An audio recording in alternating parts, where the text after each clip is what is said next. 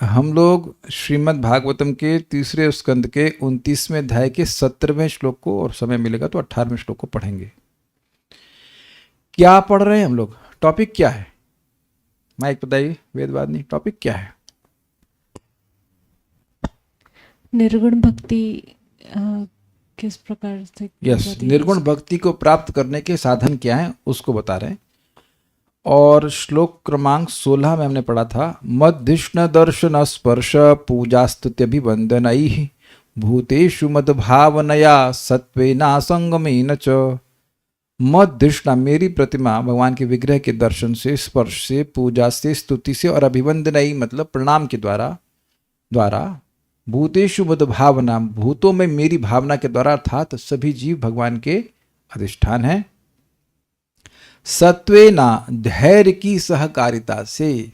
क्या मतलब था इसका? मतलब यह है कि धैर्य से भक्ति करे, ये नहीं कि एक ही दिन में सब कुछ स्थिति प्राप्त हो जाएगी। और असंगमयने च मतलब वैराग्य के द्वारा या गलत लोगों के संगत से दूर रह करके। ये सब आगे, इन सब का लिंक है 19 श्लोक से। अब हम लोग आगे साधन के बारे में पढ़ रहे हैं, मेरे पीछे बोलिए। महताम बहुमानेना, महतां बहुमानेन, दीनानामनुकंपया, दीनानामनुकंपया, मैत्र्या चैवात्मतुल्येषु, मैत्र्य चैवात्मतुल्येषु, यमेना नियमेन च, यमेना नियमेन च। महतां बहुमानेन दीनानामनुकंपया, महतां बहुमानेन दीनानामनुकंपया, मैत्र्या चैवात्मतुल्येषु यमेन नियमेन च, मैत्र्य चैवात्मतुल्येषु यमेन नियमेन च। महतां बहुमानेन दीनानामनुकंपया, महतां बहुमानेन दीनानामनुकंपया, मैत्र्या चैवात्मतुल्येषु यमेन नियमेन च, मैत्र्य चैवात्मतुल्येषु यमेन नियमेन च। महतां बहुमानेन दीनानामनुकंपया, महतां बहुमानेन दीनानामनुकंपया, मैत्र्य चैवात्मतुल्येषु यमेन नियमेन च। मैत्र्या चैवात्मतुल्येषु यमेन नियमेन च। इसमें टीकाएं कम हैं, बल्कि एकदम ही कम है ही नहीं एक्चुअली। भक्त को चाहिए कि गुरु तथा आचार्यों को सर्वोच्च सम्मान प्रदान करते हुए भक्ति करे। देखिए अंतर है, सभी को सम्मान देते हैं लेकिन सभी के इंस्ट्रक्शन को नहीं फॉलो करते हैं। तो जब हम किसी का इंस्ट्रक्शन फॉलो करते हैं तो उनको सर्वोच्च सम्मान देते हैं। हमारे बच्चे बात से डरते हैं, सुना आपने? आइए बच्चे, इधर आइए। कहाँ जा रहे हैं आप? वहाँ कहाँ बैठे हुए हैं आप? ऐसे स्कूल में पढ़ाई की है? जेल में ऐसे पढ़ करके पास हुए, कुर्सी के बीच में कुछ चुप करके डिस्टर्ब करें? आइए आइए, डिस्टर्ब करिए, हम आपको डिस्टर्ब करेंगे, इधर बैठिए। हाँ, जो सर्वोच्च, यानी कि देखिए सभी जीवों का सम्मान करना ये ठीक है, लेकिन सर्वोच्च सम्मान का मतलब है कि स्पेशल सम्मान श्रील प्रभुपाद जी का, गुरु वर्ग का करते हैं। They get special place in our consciousness. देखिए बड़ी इंटरेस्टिंग बात हमारे गुरु भाई बताए थे, we may take inspiration from anywhere but not instruction from everywhere. अरे आप अंग्रेजी भी समझने लगे? अरे वाह राधिका ब्रो, हम कहीं से भी प्रेरणा ले सकते हैं लेकिन सब जगह से शिक्षा नहीं ले सकते हैं। तो शिक्षा के मामले में गुरु वर्ग जो हैं, आचार्य, उनको सम्मान सबसे अधिक देना होता है। ये बात समझ, उन्हीं के मार्गदर्शन में भक्ति कर रहे हैं। उसे दिनों पर दयालु होना चाहिए और अपने बराबरी के व्यक्तियों से मित्रता करनी चाहिए। निशा माता जी, कुछ अधिकार के संबंध में याद आ रहा है? कौन से अधिकार के बारे में बात हो रही है? हम बहुत इजी करते, इजीली बोल दिया, मध्यम अधिकार। अब आप देख रहे हैं कि घूम घूम करके बात यहाँ पे आ रही है, वही मध्यम अधिकार, मध्यम अधिकार, मध्यम अधिकार। क्यों? क्योंकि वो ही द्वार है वास्तविक भक्ति का।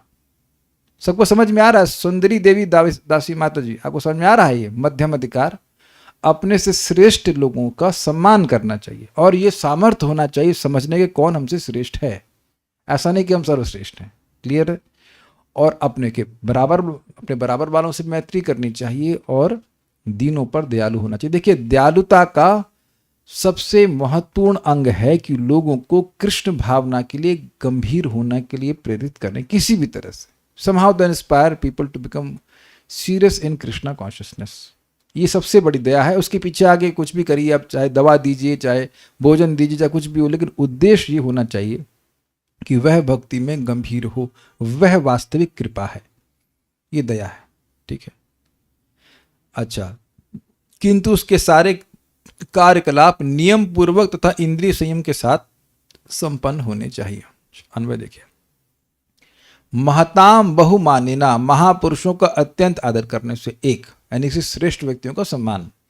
दीना नाम, अनाथों पर अनुकंपया, कृपा करने से। आत्मतुल्येषु मैत्रेया, अपने समान लोगों में मैत्री भाव से। चैव, चैव मतलब और, यमेना, इंद्रियों को वश में करके, एवं नियमेना, नियम का पालन करने से भगवान में मन लगता है, ऐसा होना चाहिए। लगता मन है गलत हो गया, भगवान में मन लगता है। तो भगवान में मन लगता है वो आपको 19वें श्लोक में मिल जाएगा। ठीक है, समझ में आ गया। तात्पर्य वेदवाद नहीं पढ़िए, इसमें आचार्यों ने तात्पर्य दिया ही नहीं है, प्रभुपाद जी ने कुछ तात्पर्य दिया, उसको पढ़ते हैं।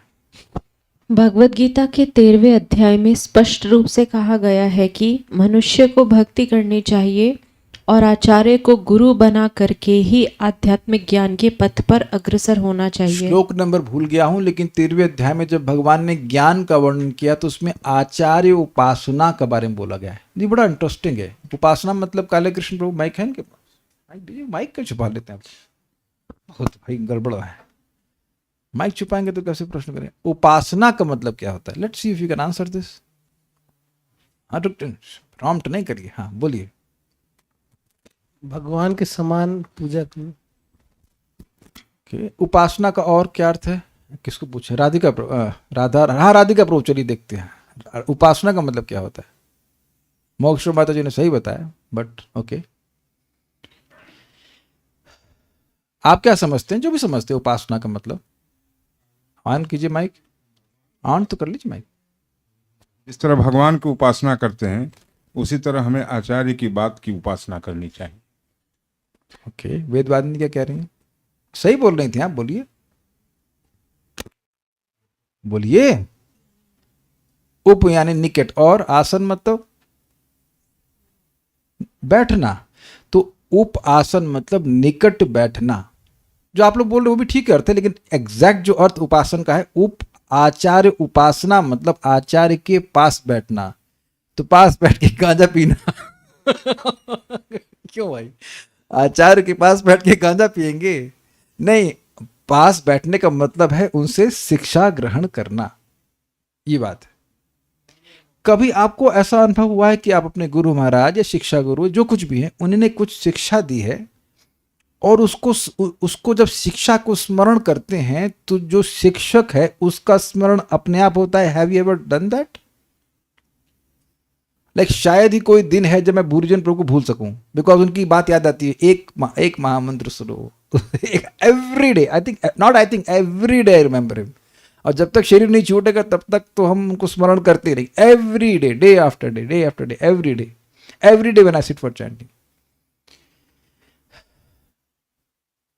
तो ये उप आसन का मतलब है कि उनकी शिक्षाओं को जीवन में उपादेय मानना। भाई हमको बहुत अच्छी शिक्षा प्रदान की है, ये बहुत इंपॉर्टेंट बात है और ये ज्ञान का लक्षण है। नहीं तो अपने से कुछ ज्ञान हमको नहीं होता, किसी को भी नहीं होता है, अपने से कोई ज्ञान नहीं होता। आचार्य उपासना ये ज्ञान का लक्षण है। ठीक है, आगे पढ़िए। आचार्योपासनम, मनुष्य को आचार्य की उपासना करनी चाहिए क्योंकि आचार्य वह गुरु है जो वस्तुओं को यथारूप जानता है। अच्छा, एक और बात बताइए कि प्रभुपाद जी की केवल आरती करे और जो प्रभुपाद जी कह रहे हैं उसका कोई पालन न करे तो कोई मतलब है? इसीलिए उपासना का जो आप लोग अर्थ ले रहे हैं वो एक्चुअली अर्थ नहीं है। आप बताओ, है ना? प्रभुपाद पूछे कि तुमने गुरु पूजा अटेंड कर ली, बड़ी अच्छी बात है, तुमने 16 माला किया? नहीं गुरु महाराज, वो तो नहीं किया। देन व्हाट उपासना यू हैव डन? जो आचार्य भगवान के जो प्रतिनिधि कह रहे हैं उसका पालन करना वो सबसे इंपॉर्टेंट है। देखिए, मैं ये नहीं कह रहा हूं कि गुरु पूजा मत कीजिए, that is not my message, but the message is कि जो शिक्षा, जो सेवा करने के लिए बोली जा रही वह करने से व्यक्ति आचार्य की उपासना करता है, उनकी कृपा को प्राप्त करता है। सिंपल सी बात है। ठीक है, अब आगे बढ़िए। गुरु को कृष्ण से चली आ रही शिष्य परंपरा में होना चाहिए। किसी गुरु का पूर्ववर्ती उसका गुरु होता है, जो उसका परम गुरु और उसका भी गुरु होता है, और ये सब आचार्यों की शिष्य परंपरा बनाते हैं। बहुत सुंदर बात यहाँ पे कह रहे हैं कि जो कोई भी व्यक्ति महत हो ही नहीं सकता है जब तक वो महत का अनुगत्य न करे। आजकल कलयुग में एंड यूट्यूब पर स्पेशली बहुत से लोग अपने आगे आचार्य लगा देते हैं, लेकिन उनका गुरु कोई नहीं होता है। Then what are you teaching? आचार्य मतलब जो अपने आचरण से सिखाए। तो आप अपने आचरण से क्या सिखा रहे हैं? ये सिखा रहे हैं ना कि गुरु जी की स्वीकार करने की कोई जरूरत नहीं है। तो आप कैसे गुरु बन गए? स्वीकार हुआ? कुछ समझे बात? जो लोग थोड़ा बहुत यूट्यूब जानते हैं किसकी बात कर रहे हैं, हमको नाम भी स्मरण नहीं करना चाहते, but they speak all nonsense and then आगे लगा देते हैं आचार्य। आपके नाम के आगे आचार्य लगा देने से आप आचार्य नहीं हो जाओगे। और फिर खुल्लम खुल्ला बोलते हैं भगवान निराकार है, ये है फलाना करना। तो भगवान तो ऐसा नहीं बोल रहे। So this is very important. For being a guru, one must have a guru who has been followed. ऐसा नहीं कि बस गुरु जी का ठप्पा लगा लिया और आप अपनी बात कर रहे हैं जो कि गुरु जी से बोले ही नहीं है। ये सब बातें हैं समझने वाली। ठीक है। यहाँ संस्तुति की गई है कि सभी आचार्यों का सर्वाधिक सम्मान किया जाए। बहुत एक और इम्पोर्टेंट बात है। देखिए, आप लोग प्रभुपाद जी के तात्पर्यों को पढ़ते पढ़ते देखेंगे, या दिखा भी दिया मैंने कई बार, कि श्रीधर स्वामी जी की टीका को प्रभुपाद फॉलो कर रहे हैं। श्रीधर स्वामी जी गौड़ीय वैष्णव संप्रदाय के आचार्य नहीं हैं। Is that make sense? नहीं है वो। लेकिन आपको पता है बात, वो रुद्र संप्रदाय से हैं। श्रीधर स्वामी जी गौड़ीय संप्रदाय से नहीं है, ब्रह्म मध्व संप्रदाय से भी नहीं है। लेकिन महाप्रभु कह रहे हैं कि गुरु कोरी मानी, मैं उनको गुरु के रूप में स्वीकार करता हूं।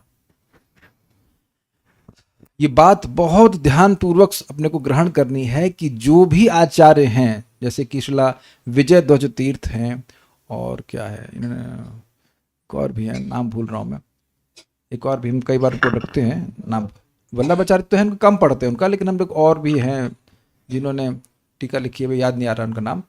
तो रामानुज संप्रदाय के हैं, श्रीपाद रामानुचार्य जी भी हैं। तो वह सभी हमारे लिए सम्माननीय हैं। प्रभुपाद जी की भगवत गीता आपने पढ़ी होगी तो प्रभुपाद में समझाते हैं कि सनातन शब्द का अर्थ हम श्रीपाद रामानुजाचार्य जी की अथॉरिटी पर स्वीकार करते हैं कि जिसका कोई आदि नहीं है और जिसका कोई अंत नहीं है। आपने पढ़ा होगा इंट्रोडक्शन, प्रभुपाद का बिल्कुल स्पष्ट कहते हैं। और बलदेव विद्याभूषण पाद श्री संप्रदाय से थे पहले, फिर बाद में वो गौड़ीय संप्रदाय में आए, तो उनका काफी इन्फ्लुएंस श्रीपाद रामानुजाचार्य की टीचिंग से है।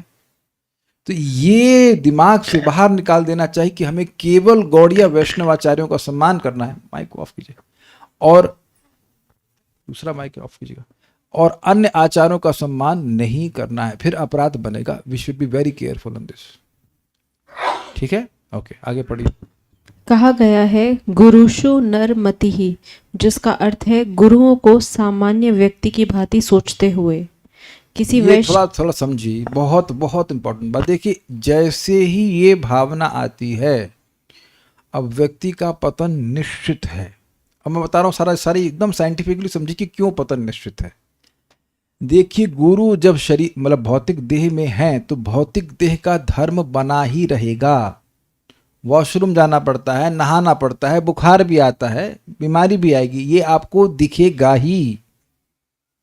तो नर बुद्धि होना मतलब ये भी इंसान है, ये भी हमारी तरह सोते हैं, खाते हैं, बाथरूम जाते हैं, ये सब वृत्ति आ जाना स्वाभाविक है।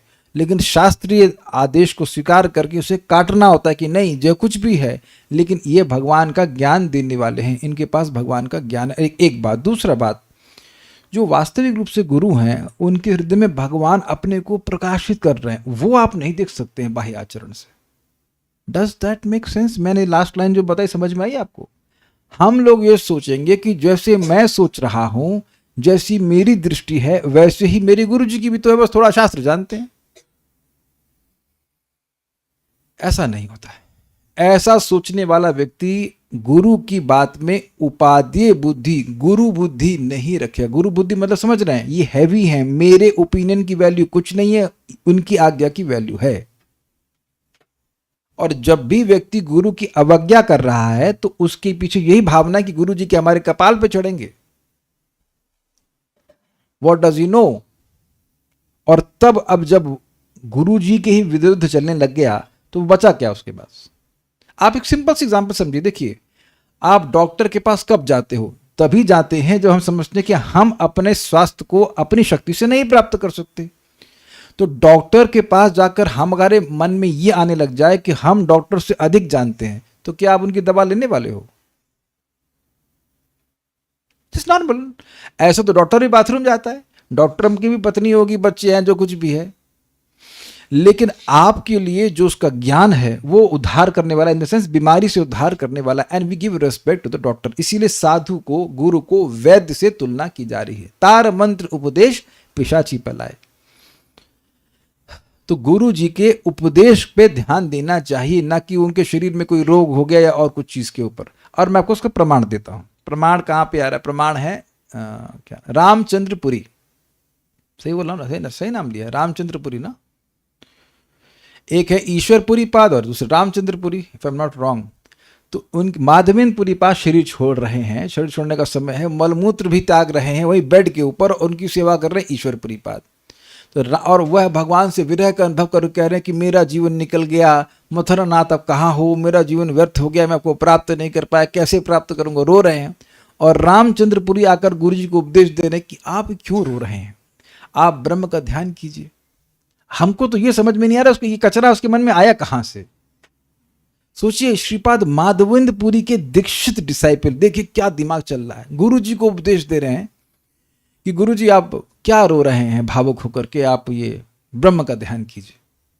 तो वो गुरु जी यहां पर उनको डांट दिए, कहे कि तुम अपने शक्ल मत दिखाओ, तुम्हारी शक्ल देख के मरूंगा तो मेरी पता नहीं क्या गति होगी। तो गुरु रिजेक्टेड। देखिए, इसमें एक और बात बताऊं।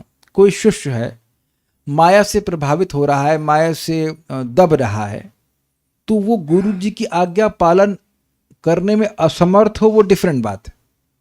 वो रोएगा, पछताएगा, प्रार्थना करे गुरु जी हमें शक्ति दीजिए कि हम आपकी आज्ञा का पालन कर सके, तो इसे प्रॉपर एटीट्यूड। लेकिन दूसरा व्यक्ति सोचे कि नहीं अरे गुरु जी क्या होता है, क्या जानते हैं, तब फिर वह भक्ति में प्रगति बिल्कुल नहीं कर सकता। इसीलिए यस्य प्रसादात् भगवत प्रसाद, यस्य अप्रसादान् न गति कुतोपि। ये ऐसा नहीं कोई भावुकता में स्वीकार किया जा रहा है। जब भाई भगवान तो आके कुछ ज्ञान दे नहीं रहे हमको, मतलब भगवान आके सीधे गीता पढ़ा नहीं रहे। अब भगवान के जो प्रतिनिधि हैं, जिन्हें परंपरा में हमें ज्ञान दिया है, वो बता रहे हैं, वो ना करे कोई व्यक्ति, तो फिर कैसे प्रगति होगी बताइए। और ये देखिए कि हम सभी में ये कुछ ना कुछ दोष रहता है कि मैं बहुत अधिक जानता हूं। सो उसको थोड़ा सा बचना चाहिए। उससे क्या, उसे थोड़ा क्या बहुत बचना चाहिए। अगर कोई संशय है तो आप निवारण कर लो। If things are forced upon you, you will not be able to follow. So you clarify कि हाँ भाई ऐसा क्यों करना चाहिए, ठीक है, यू एक्सेप्ट इट। लेकिन संशय के निवारण कर लीजिए, वो कोई दिक्कत नहीं है। लेकिन ये बुद्धि नहीं होनी चाहिए कि हम गुरु जी से अधिक जानते हैं। That's the point which is being mentioned here. तो गुरु के सम्मान करने का मुख्य बात है शिक्षाओं का पालन करना। अगर वो नहीं किया तो क्या सम्मान किया। ठीक है, पढ़िए आगे। किसी वैष्णव या भक्त को किसी जाति विशेष का सोचना, आचार्यों को सामान्य व्यक्ति के रूप में सोचना, या मंदिर की प्रतिमा को पत्थर, काष्ठ या धातु की बनी समझना निंदनीय है। निंदनीय है क्या? शास्त्र कहते हैं नारकीय बुद्धि है, नरक ले जाने वाली है। ठीक है, नियमेन मान्य, नियमेन मान्य विधियों के अनुसार आचार्यों का सर्वाधिक सम्मान किया जाना चाहिए। भक्त को दीनों पर दयालु होना चाहिए। दीन का अर्थ ऐसा व्यक्ति नहीं जो एक बात मैं और कहूंगा। देखिए, आप इस्कॉन में हैं और बहुत सारे प्रवचन सुनेंगे, लेकिन आपको ये देखना चाहिए कि आचार्यगण श्रील प्रभुपाद जी क्या कह रहे हैं। कभी कभी भक्त अपना मतामत भी दे देते हैं, दैट्स ऑल राइट। ऐसा नहीं कि सब कुछ गलत बोल रहे होते हैं। Sometimes certain people can have their freedom to express their opinions. तो उनको सम्मान आप दीजिए, लेकिन उतना ग्रहण कीजिए जितना प्रभुपाद की शिक्षाओं से मैच कर रहा है। जो नहीं कर रहा उसको छोड़ दीजिए। है, सुनाई नहीं पड़ा मुझे क्या? अनुकूल नहीं प्रभु जी। जैसे छन्नी में छानते हैं ना, चाय तो पियोगे आप जिंदगी में कभी नहीं पिए। एक दो बार तो काम में जो काम की चीज़ वो रख लेते हैं और बाकी चीज़ छान देते हैं। ठीक है, अब मैं ये समझ में आ रहा है ना बात। और कहाँ छानते हैं कुछ, हम लोग कुछ छानते हैं, चावल छानते हैं। हाँ, चावल का माड़ फेंक देते हैं, चावल छान लेते हैं। चावल माड़ भी पीते हैं आप, माड़ नहीं पी रहे हैं तो चावल छान लेते हैं, चावल उसका माड़ छोड़ देते हैं। तो ये थोड़ा एटीट्यूड पकड़ना पड़ेगा। अगर आप किसी का प्रवचन सुन रहे हैं और आपको नहीं लग रहा है सही, तो अब झगड़ा मत करिए, जितना काम का स्वीकार कर लीजिए। और यहाँ भी देखिए हमारा प्रयास ये रहता है कि प्रभुपाद जी की शिक्षाओं से जरा सा भी इधर उधर ना जाया जाए, सो दैट आपको ज़्यादा छानना ना पड़े। आप लोग छानना पड़ता है मेरी बातें, कुछ छानना पड़ता तो बता दिया करिए, पर ये समझ में नहीं आया, ये बात हजम नहीं हुई। I don't think it will happen that much, because हम राइट में प्रभुपाद जी को रख करके बात कर रहे हैं। दिस इज कॉल्ड अधिक, सबसे अधिक सम्मान देना। जैसे बहुत से भक्त लोग बोलते हैं कि अपने को परफेक्ट कर लो फिर प्रीचिंग करो। तो प्रभुपाद जी अपने शिष्यों को ऐसे परफेक्ट ही कराते रहते तो आप और मैं यहां भागवत नहीं बैठ के पढ़ रहे होते। अग्रीड? तो आप किसका वचन स्वीकार करेंगे? अब पूरा परफेक्ट हो जाइए तब प्रीचिंग करिए, या भक्ति करते रहिए प्रीचिंग करिए? ये झगड़े की बात हुई कि नहीं हुई? एकदम परफेक्ट हो जाए तब प्रीचिंग करेंगे, ऑल्दो ये ऑलरेडी प्रीचिंग कर रहे हैं। क्यों? मेरी बात समझ में आई राधारमण प्रभु? क्या समझ में आया बताइए? मतलब परफेक्शन का वेट नहीं करना, जितना समझ में आया भगवान की बात उतना। काले कृष्ण बताइए मैंने क्या बोला?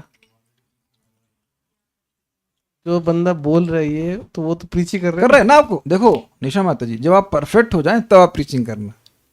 अब प्रश्न है कि आप होगा क्या प्रोज में? मैं तो नहीं हुआ, तो फिर एक प्रीचिंग क्यों कर रहे हो आप? You are preaching that you should become perfect, only then you should preach. नहीं तो फिर तो तब से पहले तो चुप रहना चाहिए ना, तब काहे प्रीचिंग कर रहे हैं आप? कहीं ना कहीं व्यक्ति अपने आलस को छुपाना चाहता है। भाई प्रीचिंग करेंगे, लोग काउंसलिंग मांगेंगे, आपका समय देंगे, आपका माथा भी खराब होता है, it's all right, it's all right, लेकिन it is a joy also, you help somebody else. Doctor अब दूसरे को ठीक करता है तो अपना माथा नहीं खराब होता, उसको दिमाग लगाना पड़ता है कैसे इसका रोग ठीक करूं, but is it this very good ना?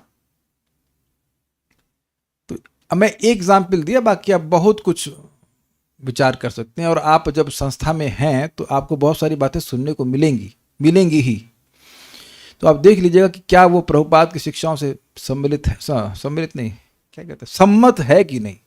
इसलिए प्रभुपाद जी के ग्रंथ को पढ़ना चाहिए। पढ़ेंगे तो समझ में आ जाएगा कि वो सामने वाला क्या बोल रहा है।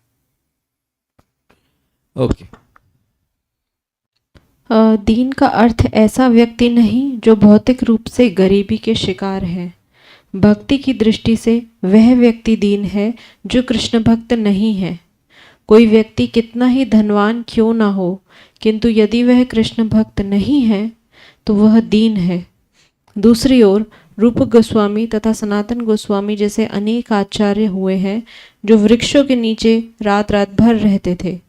ऊपर से लगता था कि वे गरीबी से ग्रस्त हैं, किंतु उनकी रचनाओं से पता चलता है कि आध्यात्मिक जीवन में वे कितने संपन्न महापुरुष थे। जिनमें आध्यात्मिक ज्ञान का अभाव है, भक्त उन दीन आत्माओं को कृष्ण भक्ति का मार्ग दिखलाकर दया दिखाते हैं। भक्त का यह कर्तव्य है। तो अगर दया दिखाने का मन ना कर रहा हो तो कम से कम कर्तव्य बुद्धि से कीजिए। What do you mean by कर्तव्य? क्या कहते हैं इसका मतलब? कर्तव्य का क्या अर्थ समझते हैं आप? जो किसी भी परिस्थिति में करनी है आप, you need to do it. कर्तव्य मतलब ये आपकी ड्यूटी है, no matter how you feel about it. अब एक बड़ी सुंदर बात यहाँ प्रभुपाद जी कह रहे हैं कि जनरली अगर कोई अर्थ लेगा दीनों पे अनुकंपा, मतलब कोई गरीब है तो उसको रोटी दे दिया, लेकिन क्या आप सुनिश्चित कर सकते हैं कि वो मरे नहीं? क्या आप सुनिश्चित कर सकते हैं कि उसको कोई रोग नहीं होगी, बीमारी नहीं होगी? तो ये आंसर इज वेरी क्लियर, नहीं। तो इसलिए ठीक है, आप भोजन देना चाहते हैं, बड़ी अच्छी बात है, भगवान का प्रसाद दीजिए, लेकिन अल्टीमेटली गोल होना चाहिए कि वह भगवान की भक्ति की तरफ आए, तब वास्तविक कृपा है। और उसका उदाहरण भक्त तो बहुत सुंदर देते हैं कि कोई बच्चा है, वो अपने पेरेंट्स से बिछड़ गया है, अपने माता पिता से बिछुड़ गया कुंभ के मेले में जो भी, तो अब कोई व्यक्ति आया उसको कंबल दे दिया, किसी ने लॉलीपॉप दे दी, तो ठीक है दया किया, लेकिन जिस व्यक्ति ने उस बच्चे को बिठा करके ट्रेन में या जैसे भी करके अब अपने माता पिता से मिलवा दिया, तो सबसे बड़ी कृपा करी कि नहीं करी। तो ये कई बार लोग कहते हैं कि इस्कॉन समाज के लिए क्या कर रहा है, इस्कॉन जो कार्य कर रहा है वो दुनिया में कोई सोच भी नहीं सकता है, सोच ही नहीं रहे करने की तो बात छोड़ दीजिए, इस बात को डाइजेस्ट कीजिएगा आप। बहुत होगा तो थोड़ा रोग ठीक कर देंगे, कुछ भूख शांत कर देंगे, कुछ रोटी कपड़ा मकान आदि कर देंगे, लेकिन जीव मुक्त होकर वैकुंठ चला जाए, सदा सर्वदा के लिए भगवान के पास पहुंच जाए, ये है वास्तविक दया। Is it okay? तो किसी पे भी दया करने का कुछ लक्ष्य ये होना चाहिए कि कुछ तो भक्ति में प्रगति करे, कुछ तो, क्योंकि देखिए भक्ति स्टार्ट होने में मुश्किल है, एक बार स्टार्ट हो गया फिर तो वो अपने आप बढ़ती जाएगी बढ़ती जाएगी बढ़ती जाएगी। समझ रहे हैं ना बात को? तो कभी न भी अच्छा लगे अपना कर्तव्य मानकर, भाई जब तो आप करते ही हो ना, अच्छा लगे नहीं अच्छा लगे उससे क्या मतलब है, ऐसे कर्तव्य करना चाहिए ना। एक्चुअली भले ही शुरुआत में कर्तव्य बुद्धि से कोई करे, लेकिन बाद में it is very pleasurable experience to help people in Krishna consciousness. Actually people are helpless, चाहे वो धनी हो चाहे निर्धन हो चाहे कुछ हो, कृष्ण भावना के बारे में कोई ज्ञानी नहीं है, तो ज्ञान देना चाहिए, बताना चाहिए भगवान के बारे में, एटलीस्ट अगर कोई सुनने के लिए इच्छुक हो या जिस तरह से भी सहायता बनती हो। जितना पता हो उतना बताना चाहिए। आप ये देख रहे हैं यूट्यूब में बहुत से लोग गलत बताते हैं, लेकिन वो उतना बता रहे हैं जितना उनको पता है। हाँ, मतलब मैं भक्ति के बारे में नहीं बोल रहा हूं, आप किसी चीज को टॉपिक लीजिए, हर व्यक्ति कुछ अलग अलग बात बताएगा, उनसे तो इंस्पिरेशन लेनी चाहिए। उनको पूर्ण ज्ञान नहीं तब भी बलबल बलबल करना शुरू कर दिया। तो हम लोग ये तो बता ही सकते हैं कि कृष्ण भगवान है, ये भी बहुत बड़ी बात है। 50% परफेक्शन। आपको याद है ना, भगवत गीता की पढ़ने की शुरुआत से ही जो कृष्ण को भगवान के रूप में स्वीकार करता है वह मुक्त आत्मा है। That's very amazing.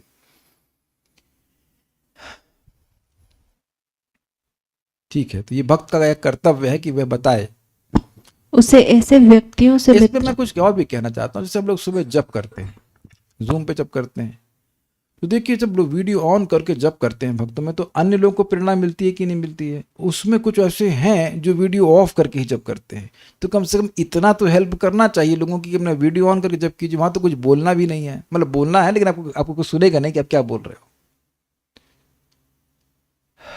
आप में से पता नहीं कितने लोगों को ये अनुभव है, हमको तो भैया अनुभव है। जब हम जॉब करते थे कोई संगत दूर दूर तक नहीं थी, और फिर जब आपका वो लो पॉइंट आता है, भक्ति का आता है ना, कभी कभी नहीं आता आप लोगों को नहीं आता होगा, दृष्टांत समझ नहीं रहा, लो पॉइंट आता है ना, जब एकदम जप करने का मन नहीं, कुछ नहीं, तो माला से एकदम छुए भी नहीं माला से करके, तब क्या करेंगे आप? ऐसा मत सोचिएगा कि नहीं आता। क्या सोचना क्या, अच्छा किसका नहीं आता ये जरा बताइए, हाथ खड़ा करिए। कि कभी कभी तो बिल्कुल मन नहीं करता जप करने का, होता है। स्पेशली अब अगर आप बाहर कहीं पड़े हुए हैं, सिंगरौली में, कहाँ पता है आपको सिंगरौली, मैप पता है आपको सिंगरौली कहाँ है? भागलपुर समवेयर। सो कितनी बढ़िया सुविधा है कि कोई भक्त कहीं पड़ा हुआ है जहां उसको सब तरफ से प्रदूषण है, सास भी बोल रही क्या कर रहे हो, ससुर भी बोल रहा है क्या कर रहे हो, पागल हो गए हो, ऐसे करके तो एक जीव को आप कितनी हेल्प दे सकते हैं। लेकिन वहां लाइट ऑफ करके जब करने की अटेंटिव चैंटिंग होती है ना, लाइट ऑफ करके, तो हमारा कटाक्ष आप समझ रहे हैं कि why this is so important.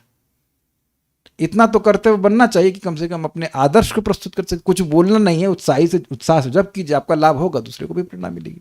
मेरा शाम का रोज का नियम है कि मेरे को जब करने का बिल्कुल मन नहीं करता, यू नो दैट, इसलिए मैं लोगों को इन्वाइट करता हूँ जब करते हैं। और तो कुछ लोग तो पहले से लगे रहते हैं, and as soon as I jump in Zoom, 8 माला 9 माला कभी 16 माला हो जाती है। अब बताइए, जीरो संकल्प से 9 माला हो जा रही तो फायदा है कि नहीं? जीरो, मेरे को कोई संकल्प नहीं होता, इसलिए मैं लोगों को बोला आओ चलो करते हैं जब, and by that association easily 8 rounds 9 rounds हो ही जाता है। हर दिन का ये नियम है मेरा, हर दिन मेरा मन बोलता है देखो ये इंपॉर्टेंट है, वो ये इंपॉर्टेंट है, देखो ये कर लो वो कर लो। अरे वेदवादिनी ने आज रोटी उसमें रागी का आटा बनाया जा, देखो कैसा रोटी बन रही है, तो कुछ मतलब नहीं है, but that's how mind cheats you. ये कर लो वो कर लो जबकि हमको बनाना कुछ नहीं, खाना है केवल, लेकिन mind cheats you like this. But वैष्णव की संगति में हो जा रहा है, कितना बड़ा फायदा है बताइए। तो भक्तों कर्तव्य है कि अपने आचरण से दूसरों को सिखाएं भक्ति करना। ये बहुत अच्छी शिक्षा है। और इससे क्या मिलेगा आपको? क्या मिलेगा इससे? निर्गुण भक्ति प्राप्त होगी। तो ऐसा नहीं है कि इससे आपका फायदा नहीं होना। आगे बढ़ते हैं। उसे ऐसे व्यक्तियों से मित्रता करनी चाहिए जो उसके समतुल्य हो या जिनका ज्ञान उसी के समान हो। भक्त को सामान्य व्यक्तियों के साथ मित्रता करने का कोई प्रयोजन नहीं है। क्यों नहीं है? क्योंकि कुछ बोलेंगे नहीं वो। हमको बड़ा अच्छा लगा था अरिस्टोटल का ये एक statement, wise speak when they have something to say, foolish speak when they have to say something. समझे? जो विज्ञानी हैं वो तब बोलते हैं जब उन्हें कुछ कहना होता है, उनके पास कुछ कहने के लिए होता है, कुछ महत्वपूर्ण। और जब मूर्ख होते हैं वो तब बोलते हैं जब उन्हें कुछ कहना होता है, मतलब कुछ नहीं, कुछ कह, मतलब कुछ भी बोलना है इनको, इसलिए बोलना शुरू कर देंगे। तो ये आप देखेंगे कि जब मूर्खों से दोस्ती करेंगे तो मन भगवान में लगना बड़ा मुश्किल है, क्योंकि वो ऐसी बात करेंगे ही जो भगवान में, वो उसकी ट्रेजेक्टरी भगवान में नहीं जाएगी। वो दुनिया जहान की बात करें, यहाँ it can not go to Krishna, it will not be, it will be trivial समझते हैं, ये ऐसे छोटी टुच्ची बातें करते रहेंगे।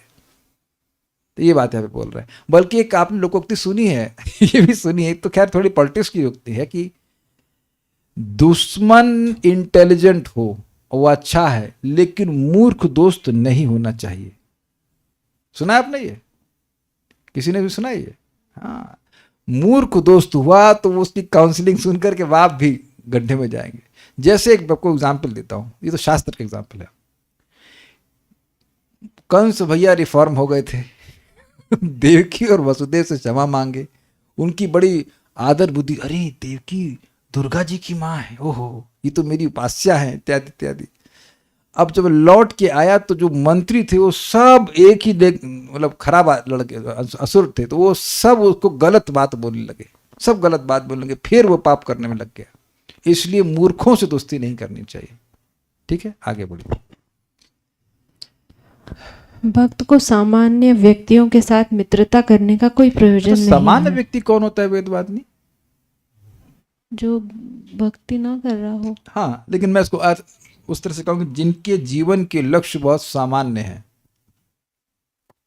आहार निद्रा भय मैथुन, वही जो पुरुष, जो जानवरों के लक्ष्य, वही उनके लक्ष्य, दे आर ऑर्डिनरी पीपल। आगे बढ़िए। उसे अन्य भक्तों के साथ मित्रता करनी चाहिए जिससे परस्पर विचार विनिमय करके वे एक दूसरे को आध्यात्मिक बोध के पथ पर अग्रसर करा सकें। यह इष्ट गोष्ठी कहलाती है। भगवत गीता में बोधयन्तः परस्परम, परस्पर विचार विमर्श करने का निर्देश है। अभी हमको उस पर जब शब्द सुनते हैं तो हमको हंसी आती है कि मंदिर में इष्ट गोष्ठी मतलब कष्ट गोष्ठी। सोचते कष्ट, खाना अच्छा नहीं बना है, प्रसादम अच्छा नहीं है, सोने की व्यवस्था अच्छी नहीं, ये नहीं वो नहीं। और हमको बोलते थे सनक सनातन प्रभु, भाई देखो कभी कभी जिन लोगों को तुम मैनेज कर रहे हो उनसे भी इष्ट गोष्ठी करनी चाहिए। और इष्ट कौन? इष्ट मतलब श्री कृष्ण गोष्ठी, मतलब उनके संबंध में गोष्ठी। ये हमारी जो इष्ट गोष्ठी है, जो हम लोग यहाँ पे आ रहे हैं, इसे इष्ट गोष्ठी कहते हैं। कोई इष्ट गोष्ठी आज तक नहीं हुई जहां पर ये ग्रंथ खोल के डिस्कशन होता हो। एटलीस्ट हमने तो नहीं करी, हम तो रोज ही कर रहे हैं टेक्निकल वे में। अब प्रभुपाद जी ग्रंथ खोलेंगे तब समझ में आएगा प्रभुपाद जी क्या कह रहे हैं। इष्ट गोष्ठी बिल्कुल क्लियर अर्थ है ना। इष्ट मतलब श्री कृष्ण, गोष्ठी मतलब एसोसिएशन। तो वो गोष्ठी जिसमें कृष्ण की बात हो, कृष्ण की चर्चा हो, भागवत के तात्पर्य की चर्चा हो, उसे इष्ट गोष्ठी कहते हैं। सिंपल है। लेकिन आप जाओ आज जाकर पूछो कि इष्ट गोष्ठी का क्या मतलब होता है, वही सब इकट्ठे हो जाए, यहाँ ये समस्या है वहाँ वो समस्या है, और समाधान कुछ नहीं आता। समाधान कुछ नहीं आता। रोटी कच्ची बन रही है तो इष्ट गोष्ठी के बाद भी कच्ची ही बनेगी। या व्हाटएवर, मतलब कोई पता नहीं, हो सकता अभी चेंज हो गया, हमारे जमाने में तो चेंज नहीं हुआ, आप लोग जाके चेंज हो गया कुछ स्टैंडर्ड, वही यही रहता है, वही घूम फिर करके सब बातें आ जाती हैं, लोग झगड़ा करके बातें करते हैं ना। अब देखिए इस बात को थोड़ा समझ लीजिए, जब इस प्रकार से भगवान के बारे में विचार विमर्श होता है, it is very very good for us, extremely good. Krishna is pleased, भगवान प्रसन्न, तभी तो बोलते हैं कथयन्तश्च माम नित्य तुष्यन्ति च रमन्ति च। हम लोग संतुष्ट होंगे, आनंद को प्राप्त करेंगे जब भगवान के बारे में विचार विमर्श होगा।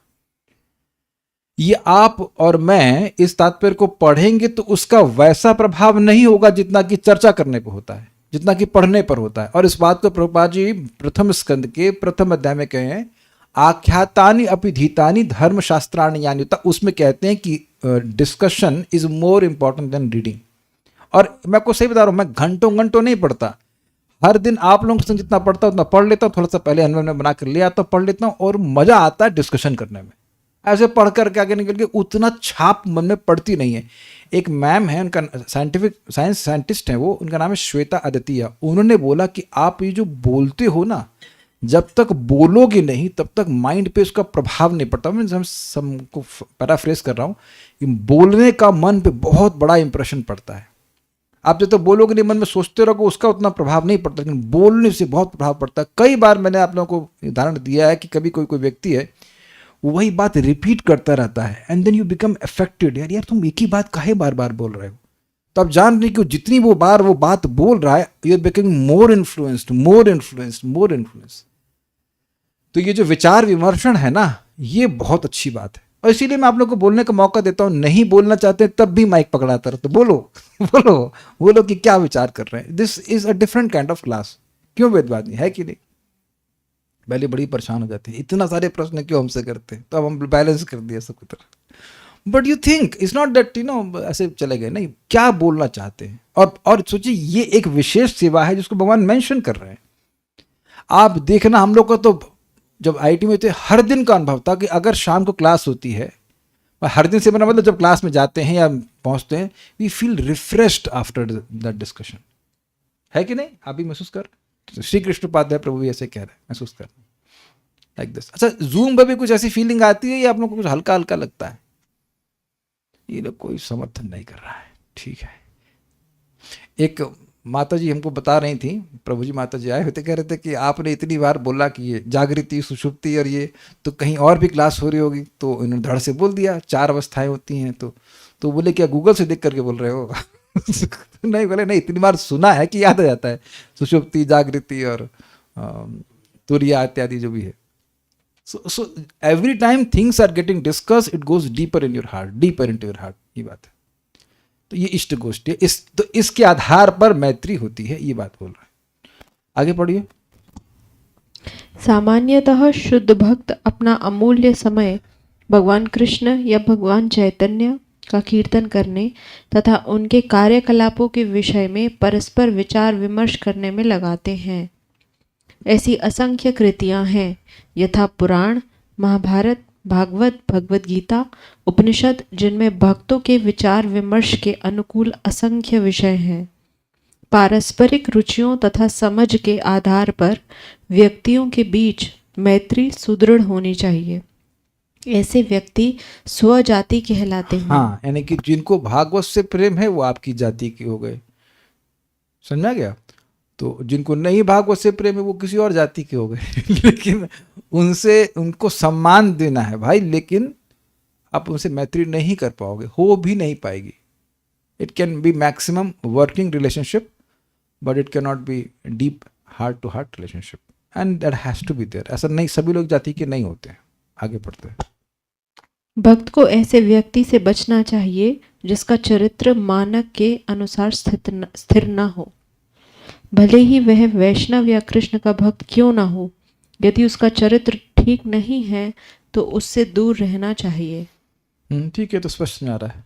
मनुष्य को चाहिए कि धीरे धीरे इंद्रियों तथा मन पर संयम प्राप्त करे, विधि विधानों का दृढ़ता से पालन करे तथा समान स्तर वाले व्यक्तियों से मित्रता स्थापित करे। एक बार श्लोक देख लेते हैं कि क्या बातें हुई थी। महताम बहुमाने ना, जो महान हैं, जो आचार्य हैं, उनको अत्यधिक सम्मान के द्वारा। दीना नाम अनुकंपया, जो दीन हैं, भक्ति में हीन हैं, उन पर अनुकंपा करके, उन पे दया करके, उनको भक्ति में उत्थान का प्रयास करके।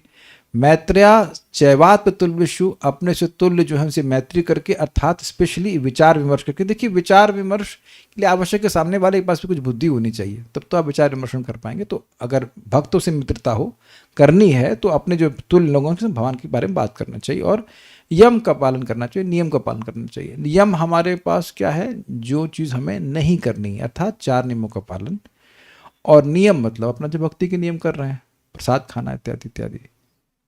मतलब एक नियम है प्रसाद खाना, सुबह उठना, प्रसाद ग्रहण करना, नाम उच्चारण करना, लाइक दैट। ऑल दो सब आगे भी याद आएगा। कोई प्रश्न है किसी बात का तो हम देख लेते हैं। ओके, आई थिंक कोई प्रश्न नहीं है, सो ठीक है, so will stop here. Shrimad Bhagavatam की जय, श्रील प्रभुपाद की जय, निताई गौर प्रेमानंदे।